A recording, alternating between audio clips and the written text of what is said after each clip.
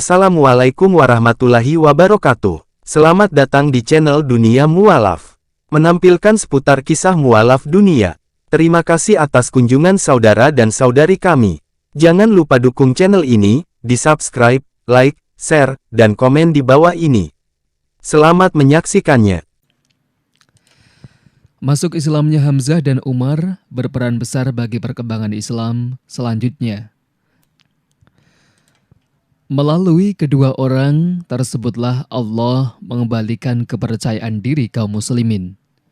Keislaman Hamzah, meskipun pada awalnya karena rasa marah atas penindasan yang dilakukan terhadap keluarganya, Muhammad SAW, terbukti sangat bermanfaat dalam menguatkan Islam dan kaum muslimin. Mengenai sebab keislamannya adalah bahwa suatu hari Abu Jahal melewati Rasulullah di Bukit Sofa. Lalu dia menyakiti dan menganiaya beliau. Rasulullah diam saja, tidak berbicara sedikit pun kepadanya. Kemudian dia memukuli tubuh beliau dengan batu di bagian kepala, sehingga memar dan darah mengalir. Selepas itu dia pulang menuju tempat pertemuan kaum Quraisy di sisi Ka'bah dan berbincang dengan mereka.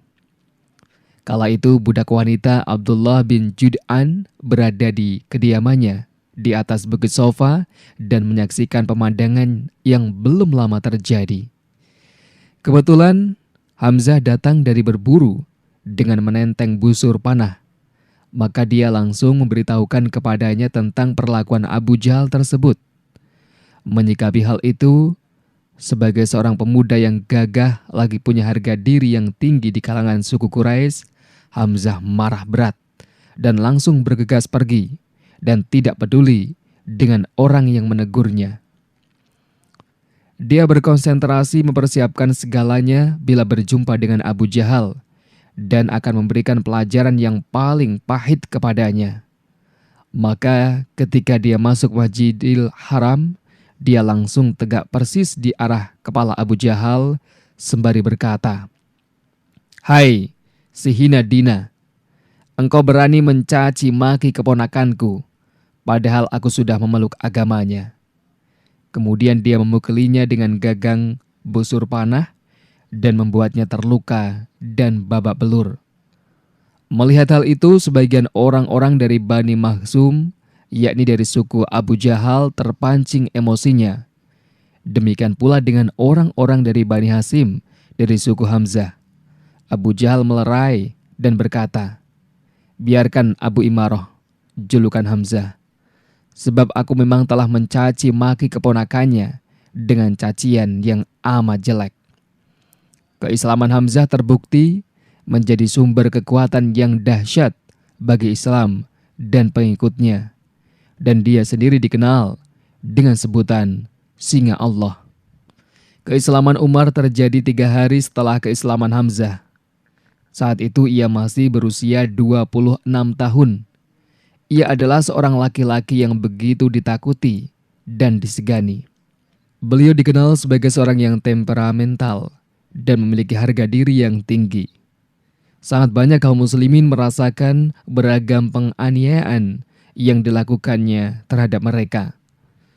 Sebenarnya secara lahiriah apa yang menghinggapi perasaannya sangat kontras antara keharusan menghormati tatanan adat yang telah dibuat oleh nenek moyangnya, kekaguman terhadap mental baja kaum muslimin dalam menghadapi berbagai cobaan demi menjaga akidah mereka, serta timbulnya berbagai keraguan dalam dirinya.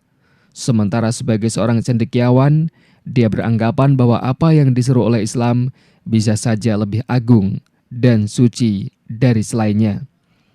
Oleh karena itu begitu memberontak, langsung saja dia berteriak lantang.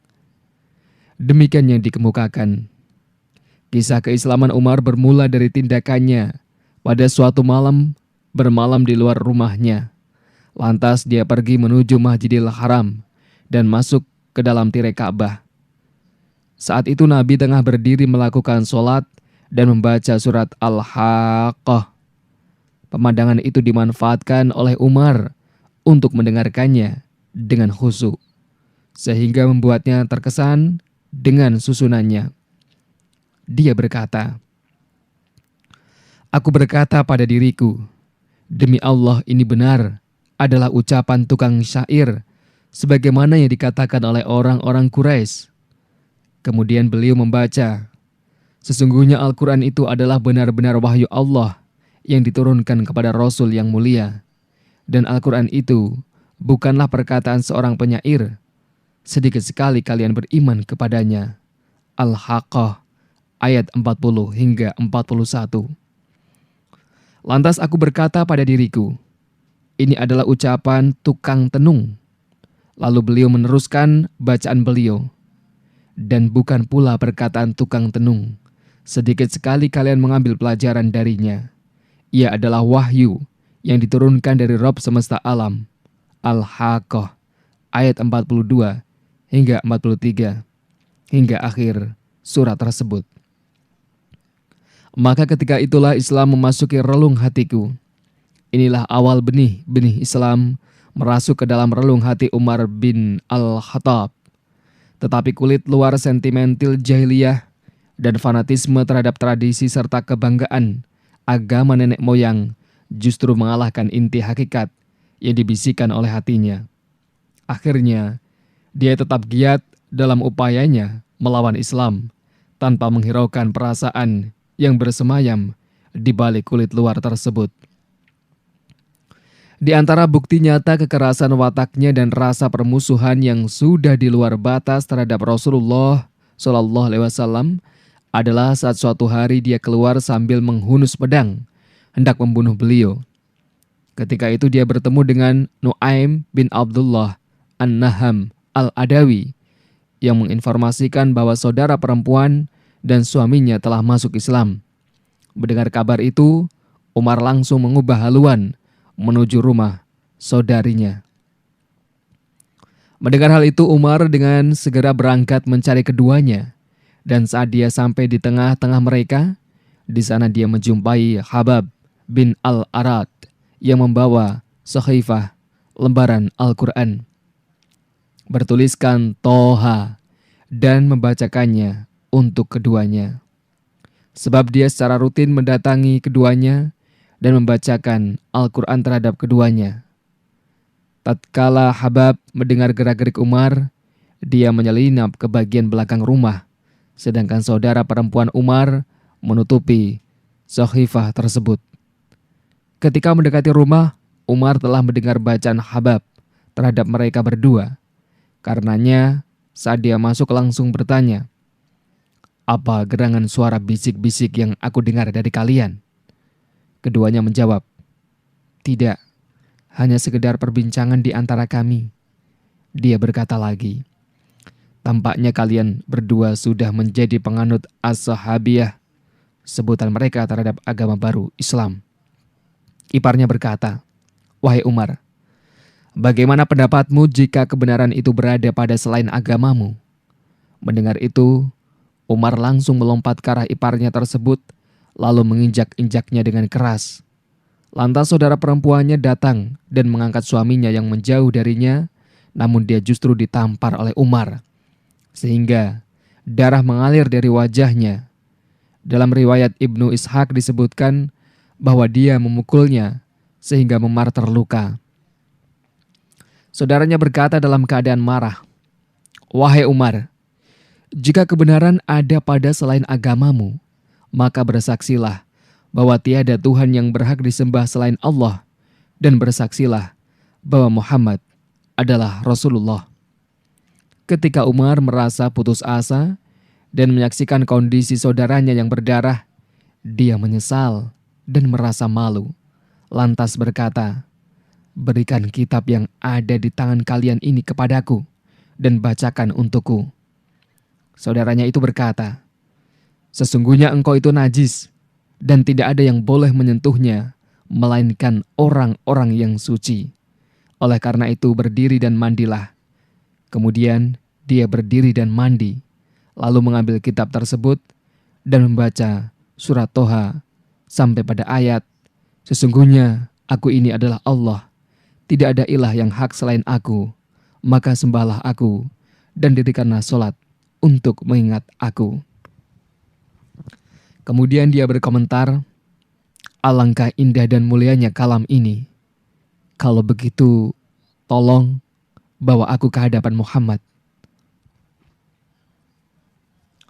Saat Habab mendengar ucapan Umar, dia segera keluar dari persembunyiannya sembari berkata, "Wahai Umar, bergembiralah karena sesungguhnya aku berharap engkaulah yang dimaksud dalam doa Rasulullah pada malam Kamis. Ya Allah, kokohkanlah Islam ini dengan salah seorang dari dua orang yang paling engkau cintai, Umar bin Al-Khattab atau Abu Jahal bin Hisham." Umar mengambil pedangnya sembari menghunusnya, lalu berangkat hingga tiba di rumah tempat beliau berada tersebut. Dia mengetuk pintu, lalu seorang penjaga pintu mengintip dari celah-celah pintu tersebut dan melihatnya menghunus pedang. Penjaga tersebut kemudian melaporkan hal itu kepada Rasulullah SAW. Para sahabat yang berjaga bersiaga penuh mengantisipasinya. Gelagat mereka tersebut mengundang tanda tanya Hamzah. Ada apa gerangan dengan kalian? Mereka menjawab, Umar. Dia berkata, bukakan pintu untuknya. Jika dia datang dengan niat baik, kita akan membantunya. Namun, jika dia datang dengan niat jahat, kita akan membunuhnya dengan pedangnya sendiri. Saat itu Rasulullah SAW masih di dalam rumah dan diberitahu tentang Umar. Maka beliau pun keluar menyongsongnya dan menjumpainya di bilik. Beliau memegang baju dan gagang pedangnya, lalu menariknya dengan keras seraya bersabda, tidakkah engkau akan berhenti dari tindakanmu, wahai Umar, hingga Allah menghinakanmu dan menimpakan bencana sebagaimana yang terjadi terhadap Al-Walid bin Al-Mughirah. Ya Allah, inilah Umar bin Al-Khattab.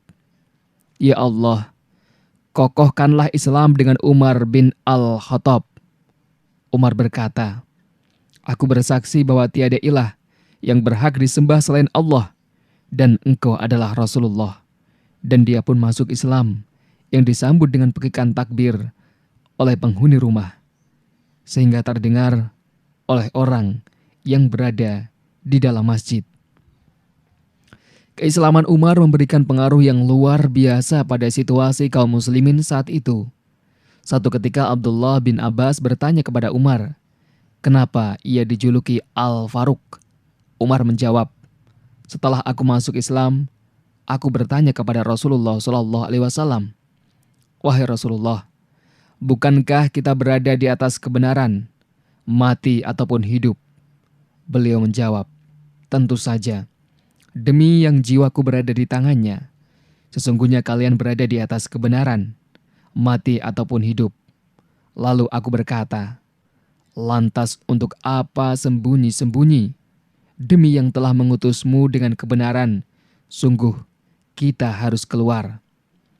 Lalu beliau membagi kami dalam dua barisan, salah satunya dipimpin oleh Hamzah, dan yang lainnya dipimpin olehku.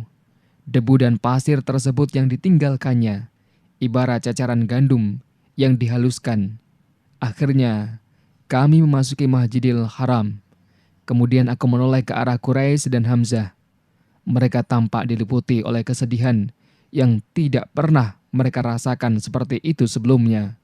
Sejak saat itulah, Rasulullah SAW menamaiku dengan Al-Faruq. Demikianlah yang dapat kami sampaikan. Semoga bermanfaat hendaknya. Jangan lupa subscribe, like, share dan komen di Dunia Mualaf. Wassalamualaikum warahmatullahi wabarakatuh.